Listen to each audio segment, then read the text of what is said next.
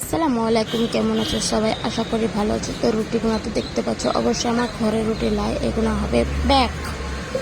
তো দেখতে পাচ্ছ সকাল সকাল উঠে অর্ডার যদি আসে তা কেমন কষ্ট হয়।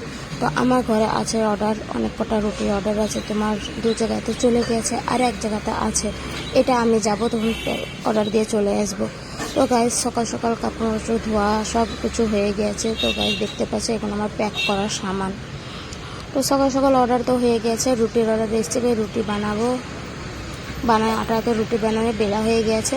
এবার তাওয়াটা যতক্ষণ না গরম হচ্ছে ততক্ষণ আমি তোমাদেরকে দেখাচ্ছি। আর আমি দেখতে পাচ্ছ আমি একটু ডায়েট করছি, তো তোমাদের পাতলা লাগছে কি না লাগছে অবশ্যই কমেন্টে জানাবা। তো গাইস আমার মেয়ে এখন বসে বসে খেলছে গেম, আর আমার তাওয়া এখনো দেখো হয়ে গেল গরম।